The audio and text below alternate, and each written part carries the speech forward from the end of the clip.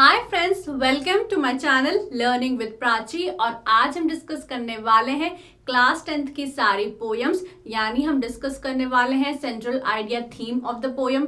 फिर हम डिस्कस करेंगे एमसीक्यू क्वेश्चंस पर स्टैंजा। हम देखने वाले हैं word meanings and literary devices used in the poem. लेकिन आई स्ट्रांगली सजेस्ट कि आप सारे ही पोएम्स को इंडिविजुअली डिटेल में जरूर देखें।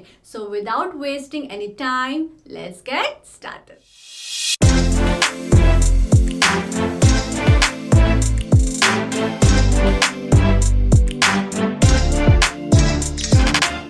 दोस्तों, हम लोग क्या क्या कवर करने वाले हैं? Central idea of the poem, MCQ type question, word meaning and literary devices used in the poems. तो दोस्तों, हमारी पहली पोएम है dust of snow. Dust of snow को किसने लिखा है? रॉबर्ट फ्रॉस्ट ने लिखा है। आपको पोएट के नाम भी याद होने चाहिए। तो इसका सेंट्रल आइडिया या थीम क्या है पोएम की? Little things in life can make huge difference, यानी छोटी छोटी चीजें हम पे बहुत बड़ा प्रभाव डालती हैं। How small things can change one's attitude. तो जैसा कि हमको पता है कि जो पोएट थे उनका मूड बहुत ही खराब था, लेकिन थोड़ी सी स्नो के पार्टिकल्स जब उन पे गिरे तो उनका जो मूड था वो चेंज हो गया। तो इसीलिए बोला है how small things can change one's attitude. Hard times don't last forever, यानी अगर हमारे जिंदगी में बुरा वक्त चल रहा है तो हमको दुखी नहीं होना है, क्योंकि बुरा वक्त भी बदल जाता है। तो दोस्तों, फर्स्ट स्टैंजा है the way a crow shook down on me the dust of snow from a hemlock tree. ठीक है, तो इसकी राइमिंग स्कीम क्या है? A B, crow, me, snow, tree. ठीक है, तो who shook down the hemlock tree? तो इसका आंसर क्या रहेगा? क्रो, क्योंकि इसमें लिखा है the way a crow shook down on me. Which tree did the crow shake? Crow ने कौन सी ट्री को शेक करा था? Hemlock tree. देखो लास्ट लाइन है from a hemlock tree. What fell on the poet? Poet पे क्या गिरा था?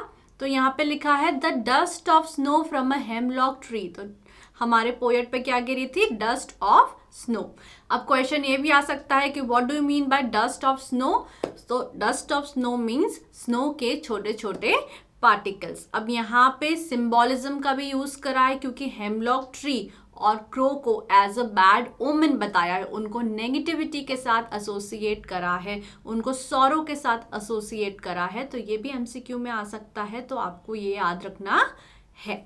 तो दोस्तों, हमारा नेक्स्ट स्टैंजा है has given my heart a change of mood and saved some part of a day I had rued. तो इसकी राइमिंग स्कीम क्या होगी? हार्ट पार्ट से मैच हो रहा है, मूड रूट से मैच हो रहा है, तो C D. So what was the effect of the fall of the dust of snow on the poet? जैसे ही वो स्नो के पार्टिकल्स पोएट पे गिरते हैं तो पोएट को कैसा फील होता है? It changes his mood. उनका जो सैड मूड था, ग्लूमी मूड था, वो थोड़ा सा ठीक हो जाता है। Under which tree was the poet standing? तो हेमलॉक ट्री के नीचे वो खड़े हुए थे।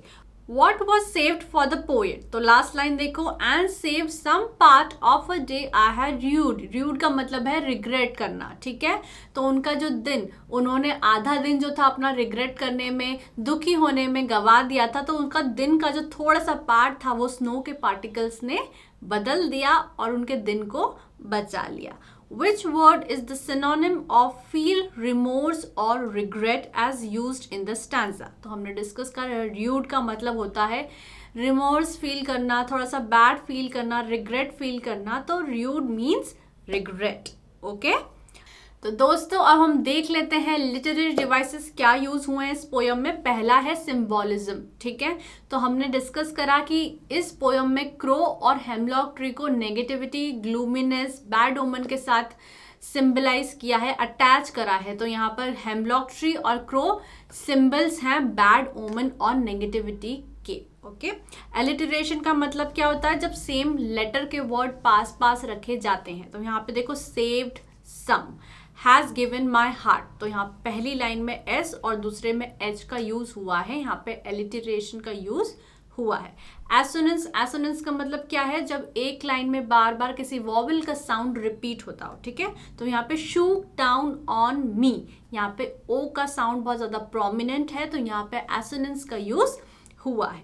Next is irony. आयरनी का मतलब है बहुत ही ऑपोजिट होना। ठीक है, तो यहाँ पे क्रो और हेमलॉक ट्री को हम जनरली एसोसिएट कर रहे हैं नेगेटिविटी के साथ, ग्लूमीनेस के साथ, बैड ओमन के साथ, ठीक है। लेकिन इन्हीं दोनों चीज़ों ने हमारे जो पोएट है उनका मूड चेंज कर दिया, तो यहाँ पे आयरनी हुई है, ठीक है। The poem is ironic due to a crow shaking the dust of snow off a hemlock tree and on to a person who was contemplating suicide, ठीक है, thus causing the person to rethink their suicidal plans and decides to live. So two symbols of death and fear are used to help a person. This stone reflects his irony. तो चूंकि hemlock tree और crow को बहुत bad ओमन negativity के साथ associate करा है, लेकिन उन्हीं दोनों चीज़ों ने हमारे जो पोएट है उनका मूड बदल दिया, इसलिए इस पोएम में आयरनी का यूज हुआ है। Next is एंजैबमेंट। एंजैबमेंट का मतलब क्या होता है, जब लाइन ब्रेक नहीं होती है और कंटिन्यूएशन में ही नेक्स्ट लाइन या फॉलोइंग लाइन में चलती रहती है। तो यहाँ पे seen through out the poem, तो एंजैबमेंट यानी continuation of line through out the poem हम देख सकते हैं। नेक्स्ट पोएटिक डिवाइस जो यूज हुआ है पोएम में वो है इन्वर्जन। इन्वर्जन का मतलब क्या होता है, when the structure of a sentence is changed by the poet to create rhyme, this poetic licence is called inversion. तो स्टैंजा 1 में हम इन्वर्जन देख सकते हैं।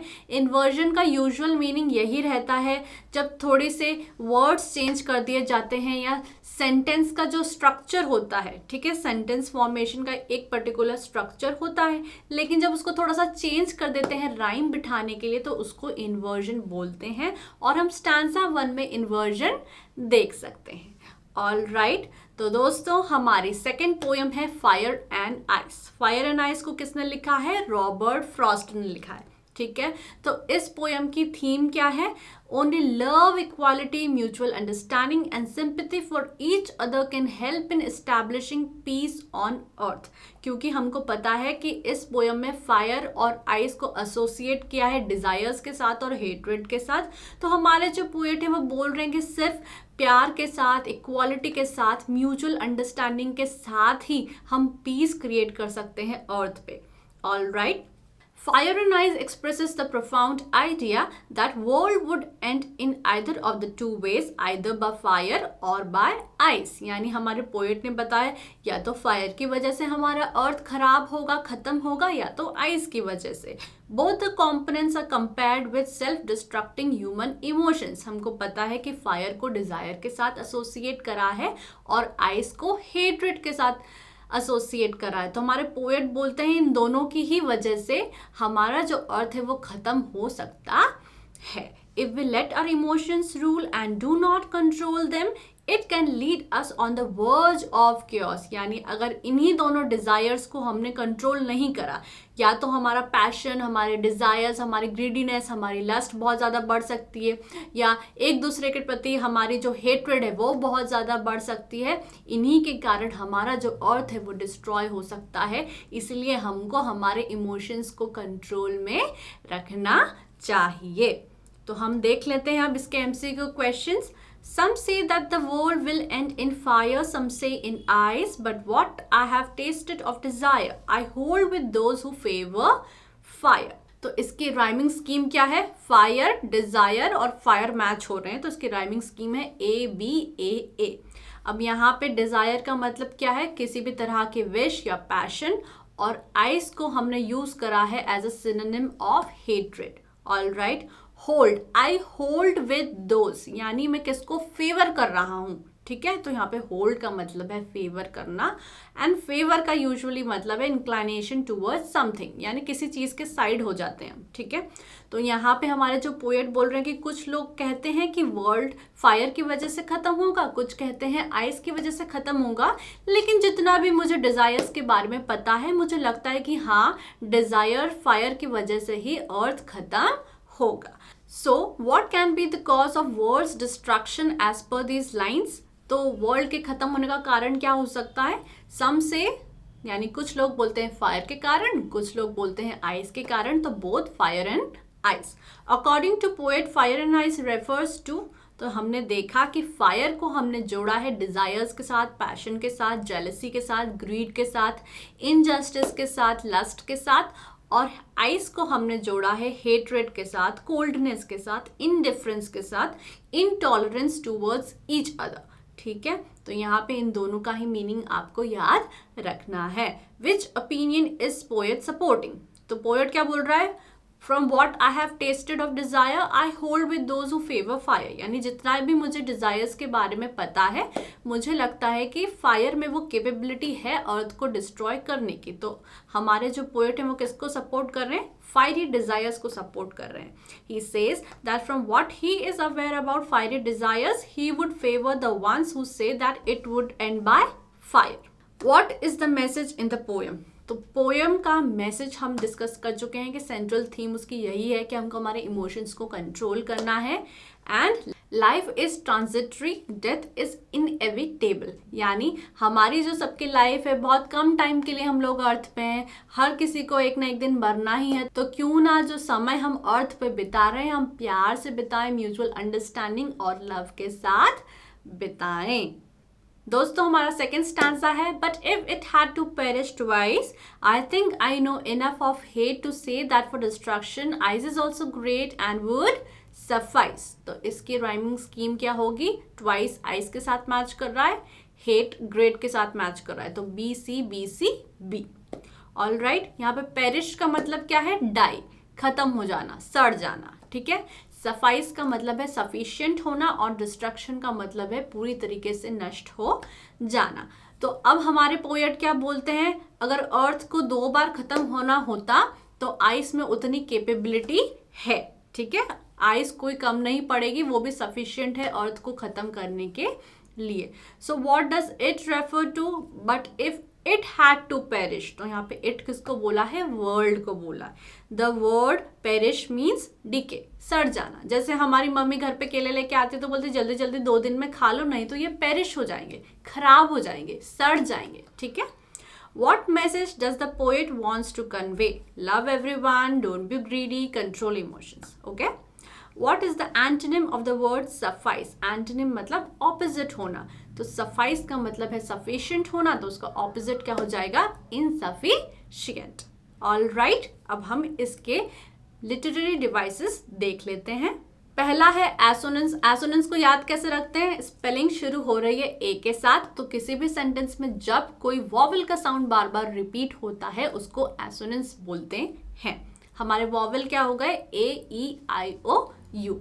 सो it is a repetition of vowel sound in same line. The repetition is at different places in different words. Example, the long sound of O in I hold with those who favour fire. तो यहाँ पे ओ का sound बहुत prominent है और ओ एक vowel है, तो यहाँ पे एसोनेंस का यूज हुआ है. All right.